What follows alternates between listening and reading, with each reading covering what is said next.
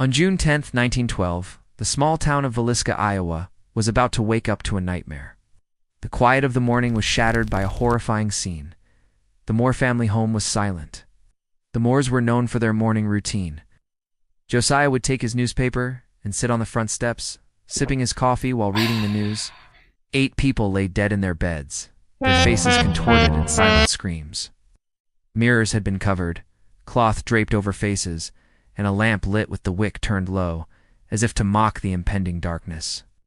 A plate of food sat untouched on a nearby table, and a slab of bacon was found by the bedside. Why, no one knows.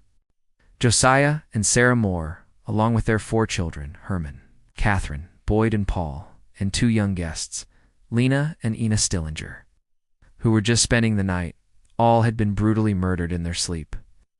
Witnesses came forward, theories abounded, but nothing concrete. The house on the hill remained a silent witness, its walls echoing with the tragedy that unfolded within. Their killer had used an axe, plunging each victim into the depths of their nightmares. Ghost hunters say the spirits remain, children's voices, footsteps, shadows, but the most haunting part of all is that the case was never solved. 8 lives taken by an unknown hand, a mystery frozen in time, and a house that remembers. But that day the house was strangely silent.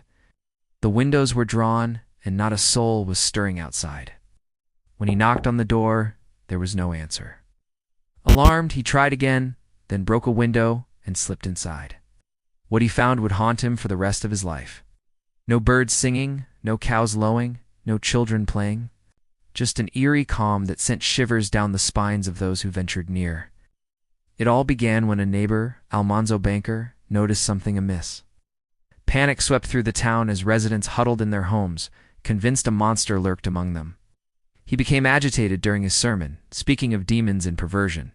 Had he snapped? Another suspect was Frank Jones, a powerful local businessman rumored to have a grudge against Mr. Moore. Could he have orchestrated this brutal attack? Whispers turned to screams as suspicion fell upon everyone from drifters to jealous rivals and religious fanatics. Inside the house, he discovered a scene of pure horror. But this wasn't a crime of passion. The killer had taken their time. The only clue was an axe, its handle smeared with blood, leaning against a wall as if waiting for its owner to return. One suspect was Reverend George Kelly, a traveling preacher with a troubled mind who had stayed at the Moore house the night before. And so the investigation began, but it led nowhere. More than a century later, the house still stands, cold, quiet, and haunted by whispers of what happened that night.